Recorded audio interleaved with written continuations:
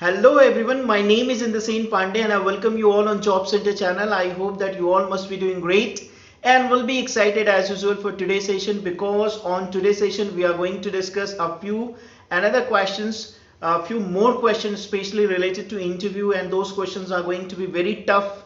And because we already made a kind of a session on this and you all supported it a lot, तो हम पहले ही एक session इस पे कर चुके हैं ऑलरेडी, जिसमें हमने कुछ क्वेश्चंस को डिस्कस किया था और आपका काफी सपोर्ट मिला, आपने काफी प्यार दिया।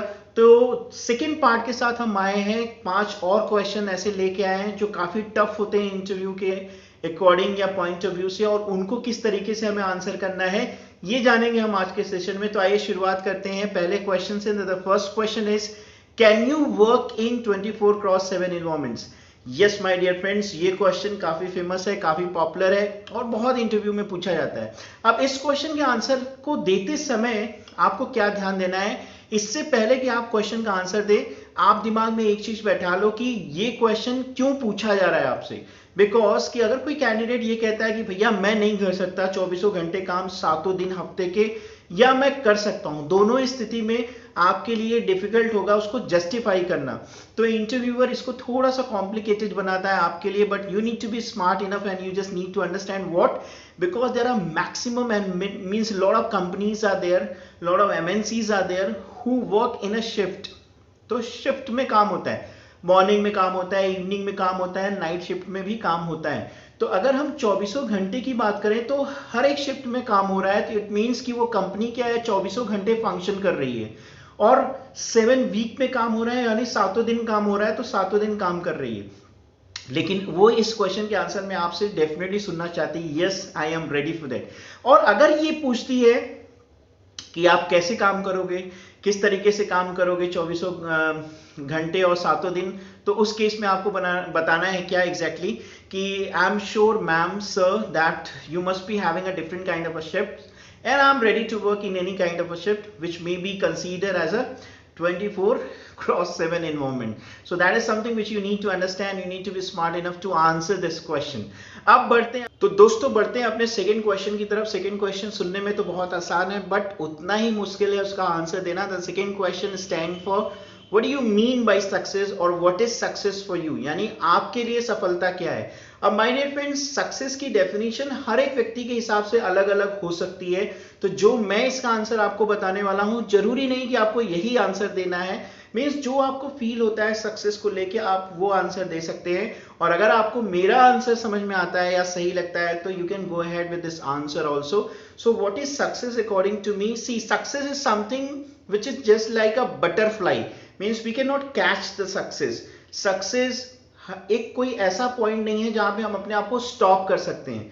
सो जब इंटरव्यू में ये पूछा जाता है कि सक्सेस क्या है, तो according to me means for me success is all about putting my 100% in any work, means whatever the work I will be doing in my future, so all my work and whatever the assignments I will be getting in every work, in every activities, if I am capable enough to put my 100%, so that is the success for me, even though I am not getting the result for it।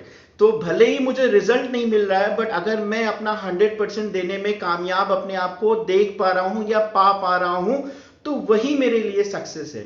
Because the moment I put my 100%, so I feel internally from inside I feel satisfied, and if you are getting satisfactions, then that is the success and that is the beauty of success, my dear friends।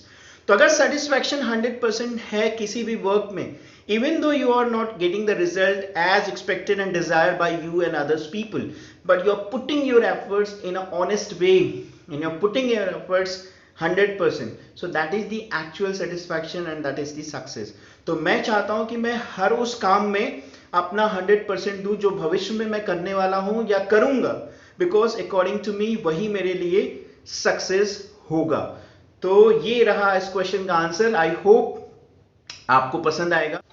So my dear friends, बढ़ते हैं अपने तीसरे question की तरफ। And the third question is, if no one is going to listen to you, what will you do in that condition? Because it could be possible in any organisation जहां पे आप किसी चीज को एक तरीके से रिप्रेजेंट कर रहे हैं, if you are handling the higher designation, तो उस केस में अगर कोई आपकी बात नहीं सुन रहा है, कोई भी आपकी बात सुनने के लिए तैयार नहीं है, तो आप क्या करोगे? तो अब यहाँ पे कुछ लोग क्या कहते हैं कि सर मैं उनसे बात करूंगा, मैं जानने की कोशिश करूंगा, मैं कम्युनिकेट करूंगा, something like that. But this is not the appropriate answer. The appropriate answer is what? That the sir, if nobody is going to listen to me, so first of all, I will just try to analyze myself. That what sort of personalities I'm having, what kind of things I'm doing in the organization, whether the things are not going to be suitable for the employees, what are sort of things or the kind of means qualities I'm portraying before the employees. तो exactly exactly मेरी क्या personality है, मेरे and से क्या क्या चीजें हो रही हैं, मैं उसको इवेल्युएट करूंगा. बिकॉज अगर एक भी बंदा मुझे सुनने के लिए तैयार नहीं है, it means there is something wrong in my self, यानी इन माई पर्सनैलिटी.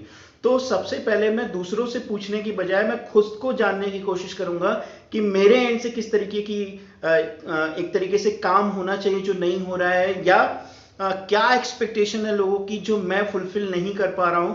तो मैं उसको एनालाइज करूंगा और मैं उसको दूर करने की कोशिश करूंगा, बिकॉज वही परमानेंट सोल्यूशन हो सकता है. क्यों? क्योंकि अगर मैं दूसरों से पूछूंगा कि आप क्यों नहीं सुन रहे हो या क्यों नहीं मेरी बात मान रहे हो, तो दूसरे डिफेंसिव मोड में आ सकते हैं या दूसरे उस चीज को शेयर नहीं कर सकते हैं या बताएंगे नहीं. तो इससे अच्छा ये है कि अगर कोई नहीं सुन रहा है तो उस केस में आप खुद की एनालिसिस करो, खुद का इवैल्यूएशन करो और फाइंड आउट करो कि एग्जैक्टली क्या है जो मिसिंग है और ऐड करने की जरूरत है आपको आपकी पर्सनैलिटी में.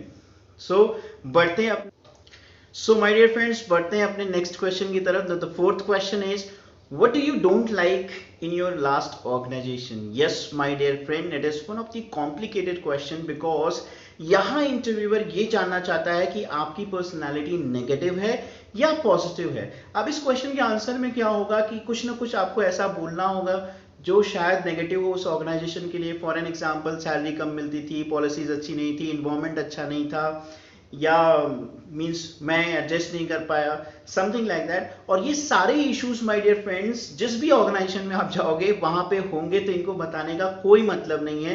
बिकॉज इन्वायरमेंट परफेक्ट कहीं नहीं होता, सैलरी परफेक्ट कहीं नहीं होती, रूल्स एंड रेगुलेशंस परफेक्ट कहीं नहीं होते.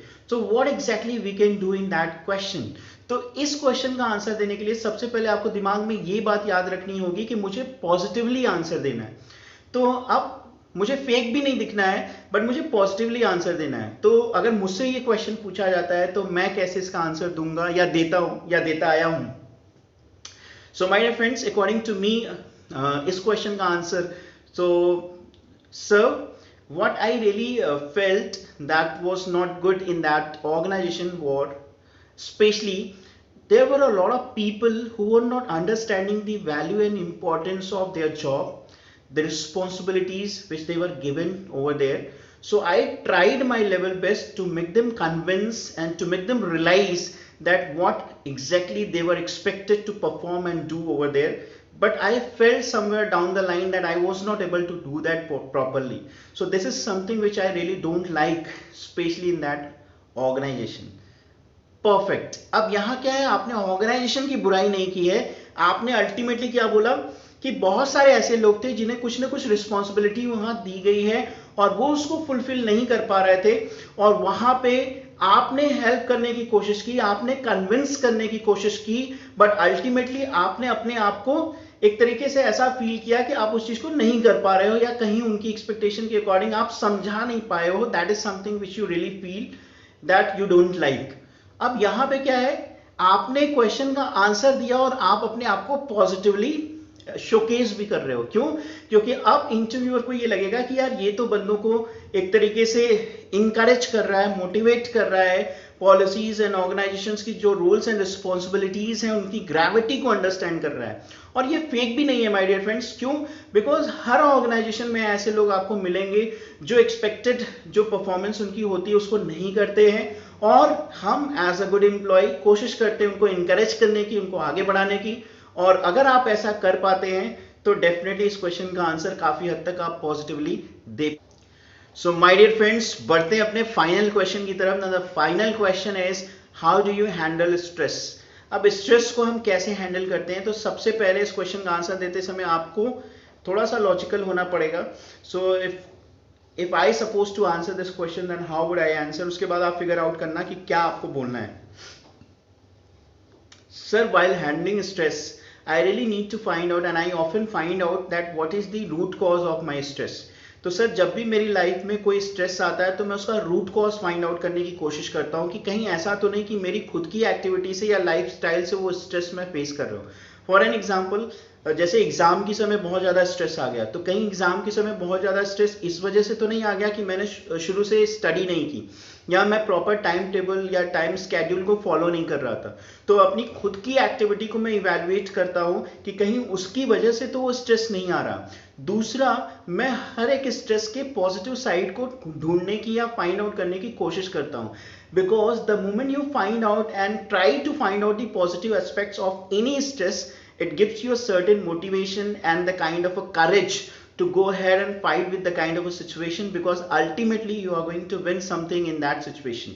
So these are the two things which I often do in terms of handling stress, and I feel these the things are going to be wonderful, and because they have been benefiting me since I started solving the stress in my life. Thank you. So I hope कि ये answer आपको समझ में आया होगा। और ये 5 questions my dear friends जो मेरे हिसाब से थोड़े टफ होते हैं आंसर देने के लिए, वैसे तो कोई क्वेश्चन टफ नहीं है अगर आप एक बार समझ लो कि सामने वाला सुनना क्या चाहता है, यानी एचआर आपसे सुनना क्या चाहता है। अगर आप ये जज कर पाओ तो सारे क्वेश्चन आपके लिए ईजी हो जाते हैं। सो आई होप कि ये सेशन आपको पसंद आया होगा एंड आपने इस सेशन से कुछ सीखा होगा। प्लीज कमेंट बॉक्स में बताना मत भूलिएगा कि सेशन कैसा लगा और किस तरीके से सेशन से आपकी मदद होगी।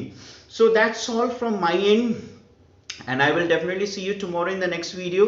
तब तक देखते रहिए, खुश रहिए, मुस्कुराते रहिए और शेयर, सपोर्ट और सब्सक्राइब करते रहिए। So this is Indrasen Pandey signing off. See you tomorrow in the next video. Till then take care, all the best, keep smiling, keep watching job centre. Thank you.